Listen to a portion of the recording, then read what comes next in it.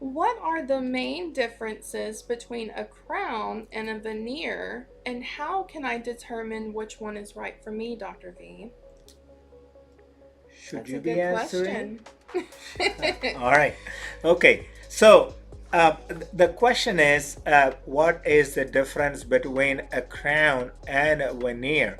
So imagine, imagine the nails. Well, you want to show them your nails? You should be Yes. telling them, right? You You know know what? what I the will. veneer? I Yeah. sure will. Yeah. So, as Dr. V is describing, a veneer, so like women get their nails done, a veneer is like a thin piece of acrylic, okay? It's thin. It's not meant to last, like a crown could last if you take great care of it, 15, 20 plus years.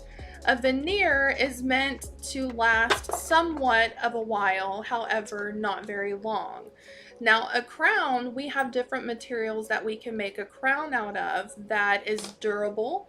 It helps teeth that are weakened to be able to last and give you more life out of it. And Dr. V actually has a model here to show. So imagine, right? If, just like Emily said, when you are going to get the nail done, you don't have to have like a lot of grinding to be done. You just Mm-hmm. have to stick an artificial part like over the nail, as opposed to what a crown means. Like imagine looking at this right here. These teeth are kind of soldered down. Mm-hmm. You guys can see that right here. See that? Right next to this, the tooth is completely soldered down. Only if you solder down, then you can put a piece of tooth over that. Otherwise, you won't be able to. So, in other words, a crown needs like a lot more grinding to be done, and depending on whether you're going to need a veneer or a crown, your dentist should be able to tell you.